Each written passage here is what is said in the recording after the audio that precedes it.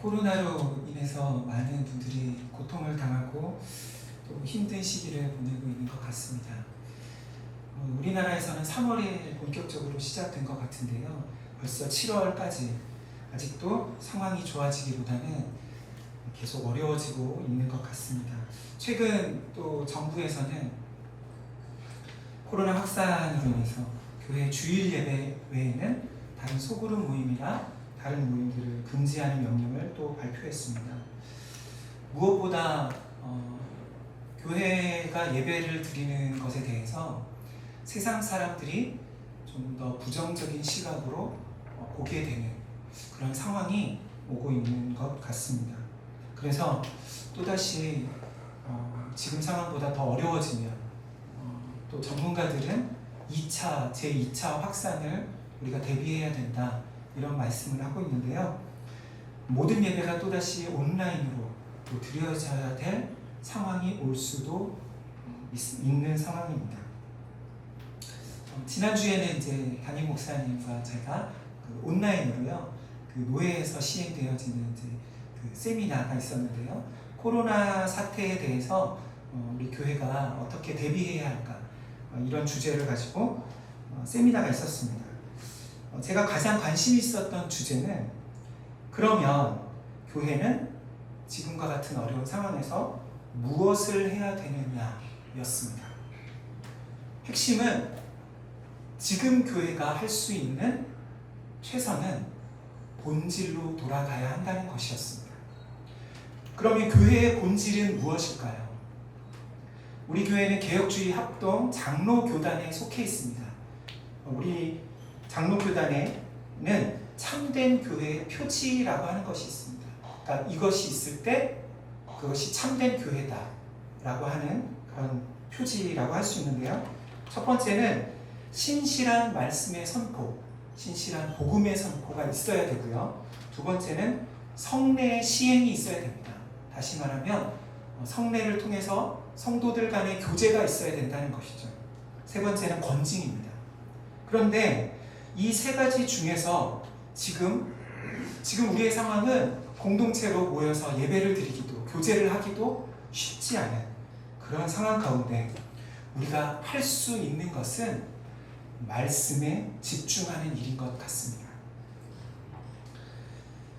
다시 말해서 눈에 보이는 교회 건물로서의 교회가 아니라 우리 한 사람 한 사람이 교회로서 자신이 살아가는 삶의 자리에서, 그곳에서 말씀대로 살아가는 훈련을 해야 하는 것이지요. 지금까지 한국교회의 현실은 교회 중심적인, 교회와 목회자를 의존하는 신앙생활이었던 것 같습니다. 그래서 주중에 자주 교회에 모여서 모임과 예배를 드렸고, 또 여러 많은 사역들을 통해서 우리의 신앙을 성장시켜가는, 또 우리의 신앙을 지키는 그러한 신앙생활이었다면, 지금과 같은 상황에서는, 지금과 같은 시기에서는 많은 분들이 신앙을 잃어버리게 될 수도 있을 것 같습니다. 그래서 중요한 것은 이제는 우리의 신앙이 개인적으로 말씀을 읽고 말씀을 듣고, 그리고 우리가 있는 그 자리에서 삶에 적용할 수 있도록 우리 개인이 자립적인 신앙생활을 할 수 있어야 되는 것입니다. 다시 말해서 지금과 같이 또 교회 주일학교 교육이 쉽지 않은 상황에서 부모님들이 가정에서 여러분들의 자녀를 신앙교육을 시키셔야 하는 것이죠. 지금 상황은 교회에 모여서 주일학교가 할 수 없는, 또 예배를 온전히 드릴 수 없는 그런 상황이기 때문에 그렇다는 것입니다. 마치 지금 상황은 바벨론의 포로로 끌려가서 온전히 예배를 드릴 수 없었던, 자유롭게 예배를 드릴 수 없었던 다니엘과 그 세 친구들과 같이 그러한 신앙생활을 할 수 없는 상황에서 자신의 신앙을 스스로 지켜야 하는 그러한 때인 것 같습니다. 이러한 때에 오늘 우리가 함께 나눌 말씀은 이사야서 말씀입니다. 이사야서의 배경을 잠시 살펴보겠습니다. 네, 이사야서 지금 계속해서 우리 교회 새벽마다 묵상하고 나누고 있는 말씀인데요. 이사야 선지자는 대략 주전 8세기, 그러니까 지금으로부터 약 2700년 전, 예수님이 오시기 전 700년 전에 활동하던 선지자였습니다. 이사야 선지자는 아직 이스라엘, 여기 지금 아마 이사야 선지자 때에는 남유다죠. 남유다가 멸망하기 200년 전에 그들이 계속해서 죄를 짓게 되면, 우상을 숭배하게 되면, 그들의 죄는 그들의 삶에 정의와 공의가 없었고 우상 숭배했던 그런 죄가 있었습니다. 하나님도 섬기고 우상도 섬기는 양다리 신앙이었던 것이죠. 그러한 죄를 책망하고 하나님의 심판을 예언한 그런 메시지가 주된 메시지였습니다. 그런데 하나님의 심판만, 죄만 책망하는 그런 내용만 있는 것은 아니고요. 바벨론에서 해방되어 다시 예루살렘으로 돌아올 때까지 그곳에서 믿음으로 살 수 있도록 위로와 소망의 메시지를 주는 그런 내용이 바로 이사야서의 내용입니다. 이사야서는 전체가 신구약 성경 총 몇 권이죠? 66권인 것처럼 이사야서 전체도 66장으로 이루어져 있고요. 구약의 복음서라고 불리울 만큼 예수님에 대한, 다시 오실 메시아에 대한 그런 예언이 많이 기록되어 있는 그런 성경이라고 할 수 있습니다. 그리고 신약에 인용된 구약 성경 중에서 신명기, 시편과 함께 가장 많이 인용된 성경 가운데 하나입니다. 오늘 본문 이사야 58장을 이제 우리가 말씀을 나눌 텐데요.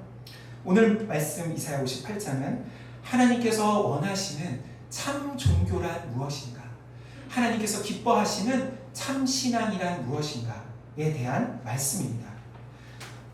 우리가 다 읽지는 않았지만 눈으로 58장을 한번 보시면서 말씀 설교를 들으셨으면 좋겠습니다.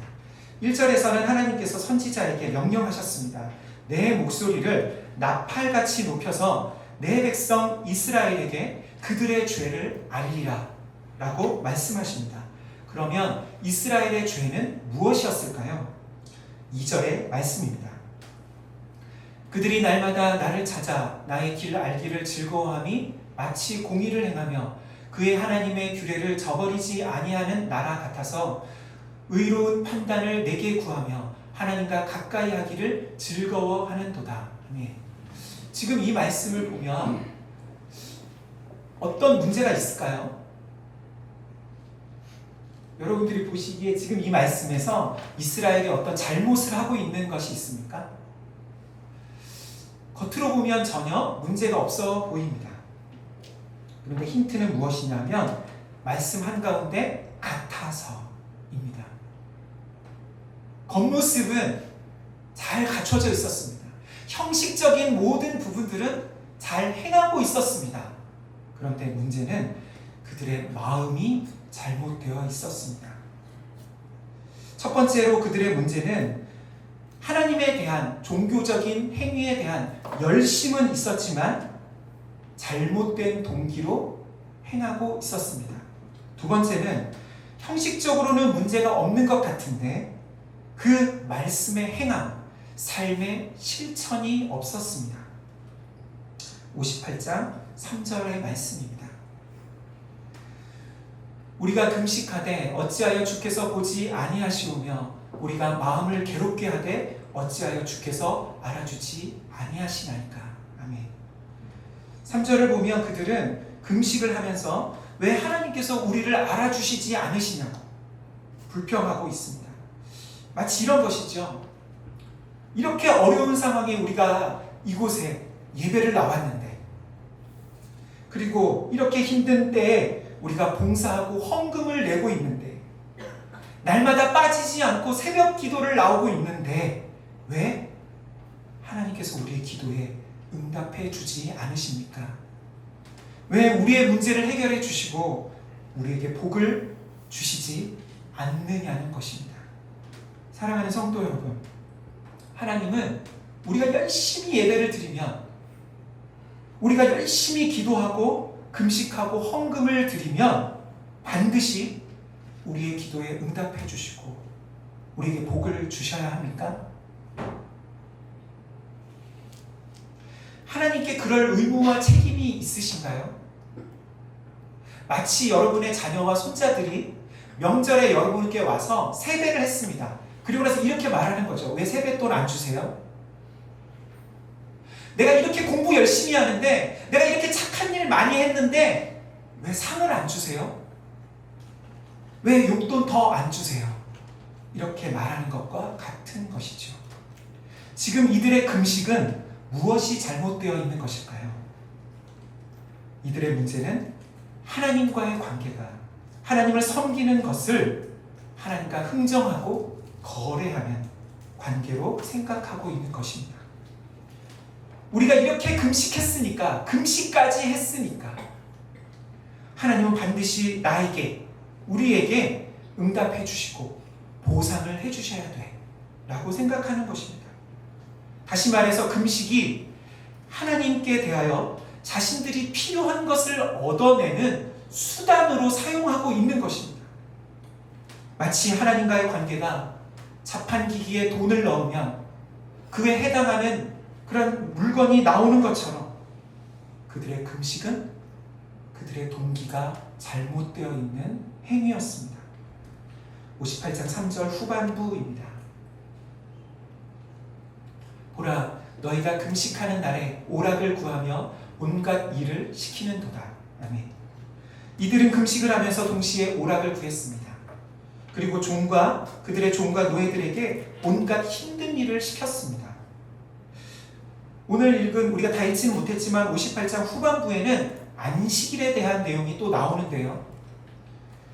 금식을 그들이 왜 하는 것일까요? 금식의 의미는 무엇이지요? 하나님 앞에서 겸손히 자신의 육신의 정욕과 육신의 욕망을 내려놓고 하나님의 은혜와 긍휼을 구하는 것, 그것이 금식이 아닙니까?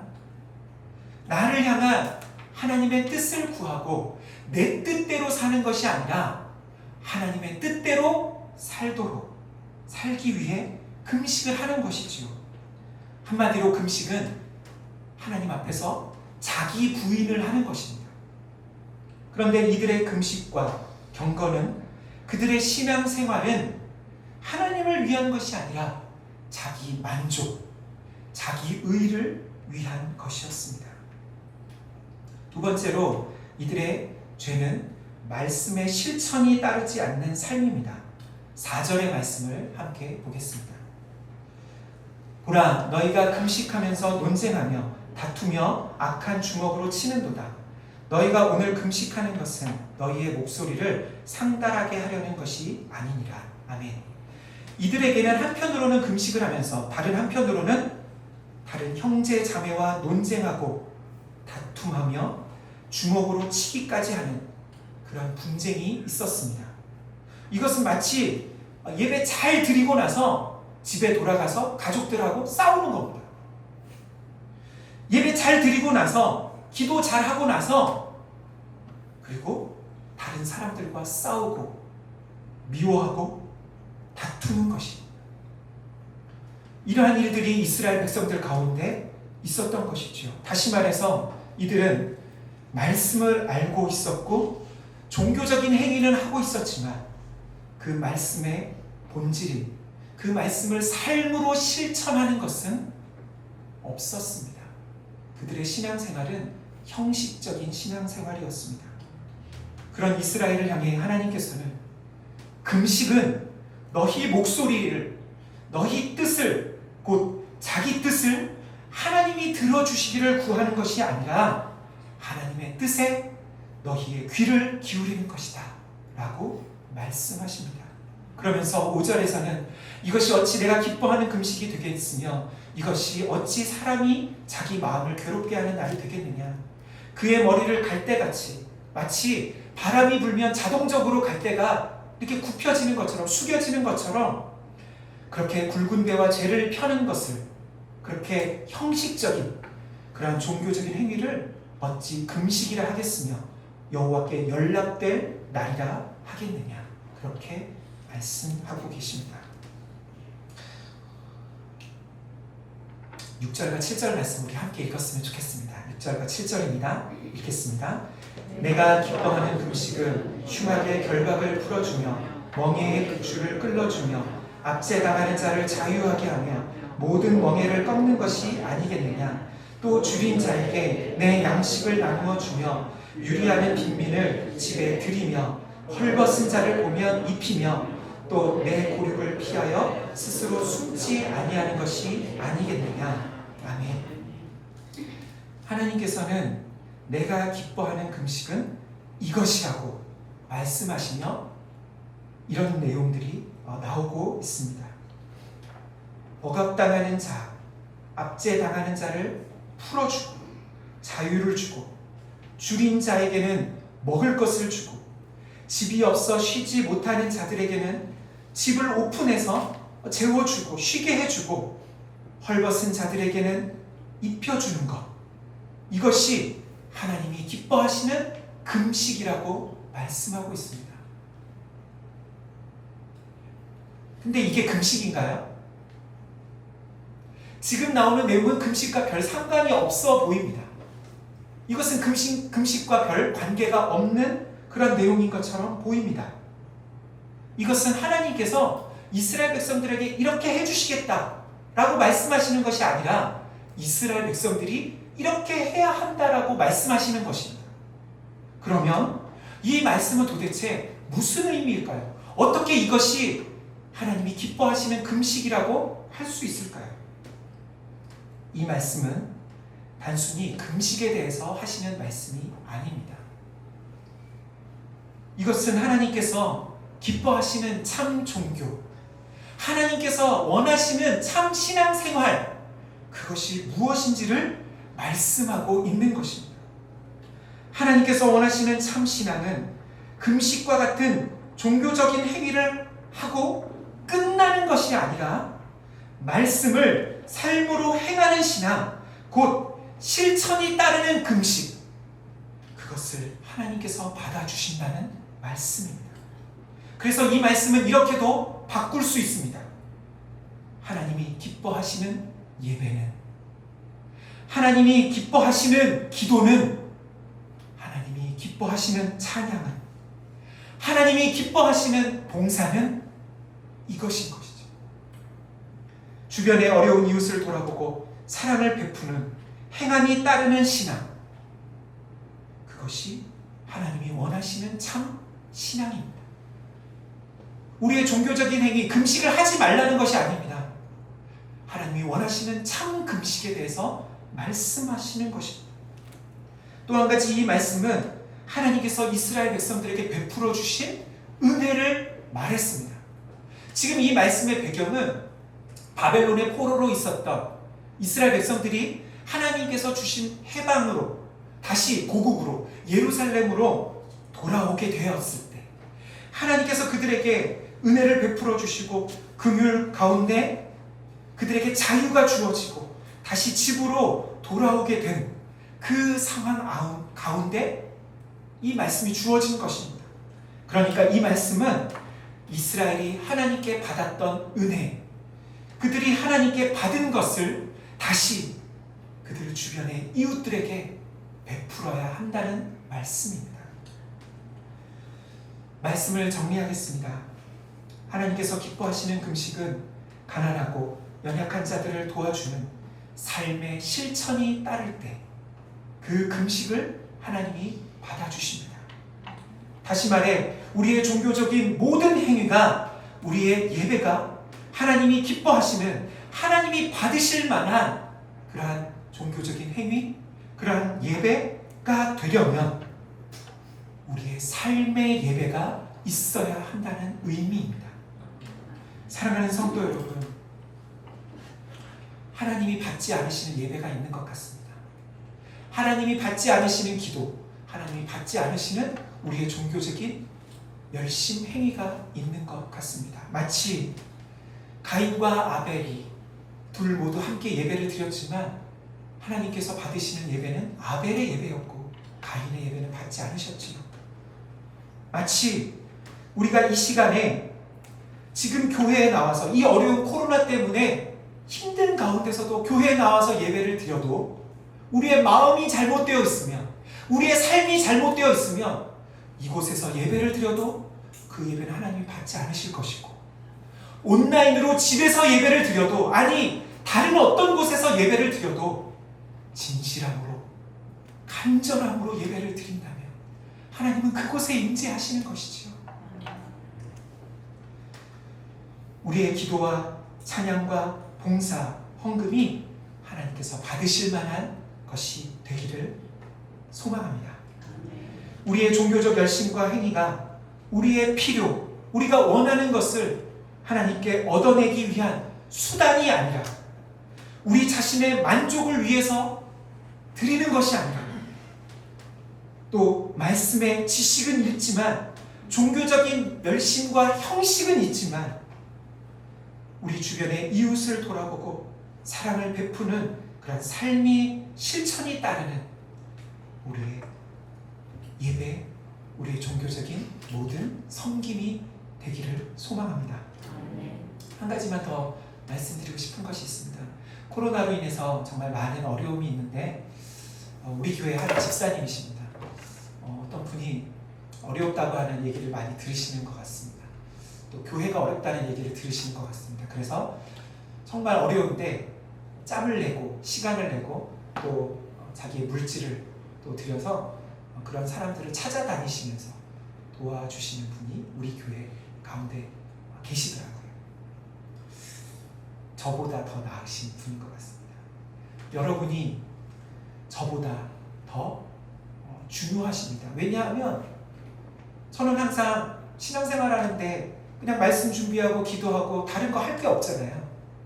근데 여러분은 삶으로 나가셔서 직장에서, 가정에서, 그곳에서 살아가셔야 되잖아요. 하나님께서는 여러분들을 더 귀하게 보시고 여러분들에게 힘을 주시고 함께 해 주실 것입니다.